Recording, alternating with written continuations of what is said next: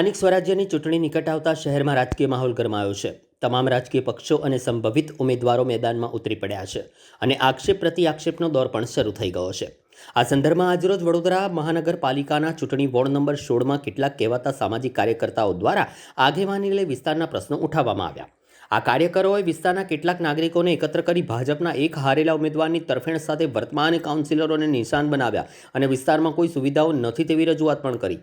પરંતુ એક જવાબદાર માધ્યમ તરીકે જ્યારે સ્થાનિક નાગરિકોનો સંપર્ક કરવામાં આવ્યો ત્યારે નાગરિકોએ જણાવ્યું હતું કે તેમના વિસ્તારમાં રોડ, પેવર બ્લોક, પાણી પુરવઠા તેમજ ડ્રેનેજ લાઇનો જેવી સુવિધાઓ કોંગ્રેસના વોર્ડ નંબર 16ના કાઉન્સિલર ચંદ્રકાંત શ્રીવાસ્તવના પ્રયત્નોથી ઉપલબ્ધ બની છે।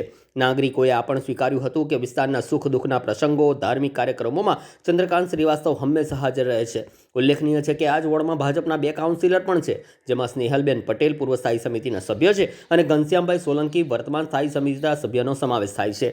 સ્થાયી સમિતિના સભ્ય હોવા છતાં નાગરિકોની પ્રતિક્રિયા એવી રહી કે ચૂંટણી બાદ બંને કાઉન્સિલરો વિસ્તાર તરફ ખાસ ધ્યાન આપતા નથી અને તેઓ ક્યારેય નજરે પડતા નથી। ત્યારે રાજકારણમાં આવા આક્ષેપો અને વિરોધ સામાન્ય ગણાય છે, પરંતુ સ્થાનિક નાગરિકોમાં એવી લાગણી વ્યક્ત થઈ રહી છે કે કોઈના પ્રભાવમાં આવતા પહેલા કાઉન્સિલરોના સમગ્ર કાર્યકાળ દરમિયાન કોણ વિસ્તારમાં વાસ્તવિક રીતે કામે આવ્યું છે તે બાબત પર વિચાર કરવો જરૂરી છે। પહેલી વાત તો એ છે કે મારી કોઈ એવી એક પણ જગ્યા બાકી ના હોય જ્યાં હું જતો નથી।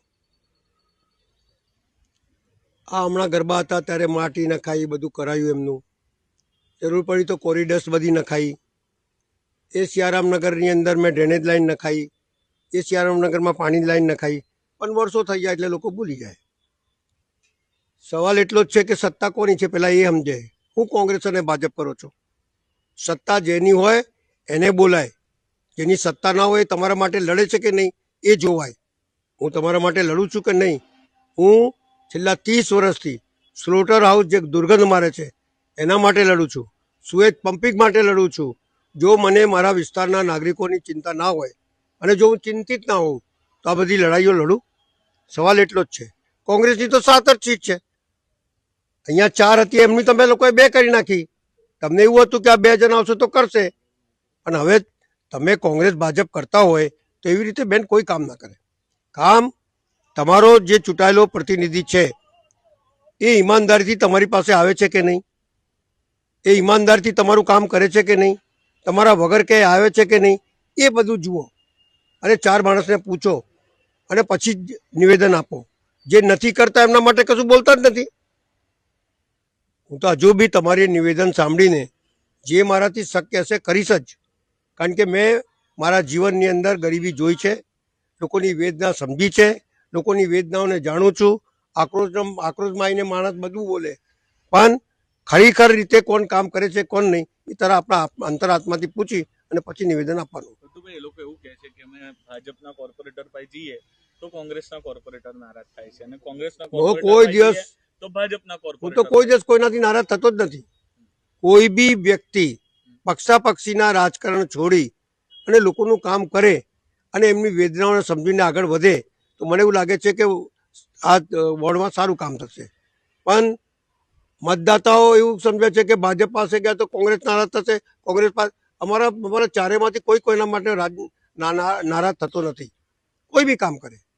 પણ આટલું મોટો બજેટ લાવવાનું ક્યાંથી? હવે તમને વિચાર કરો કે સુએજ પમ્પિંગ બગડ્યું હતું, આટલો લડ્યો તો 200 કરોડ રૂપિયાનો નવો સુએજ પમ્પિંગ બનાવી રહ્યો છે। આ વિસ્તારમાં 200 કરોડ રૂપિયા આવે?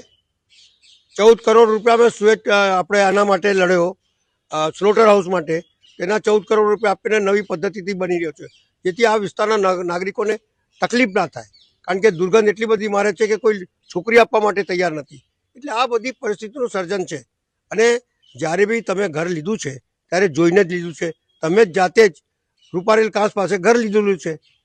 હવે એ વસ્તુને સુધારતા વાર તો લાગવાનું જ છે।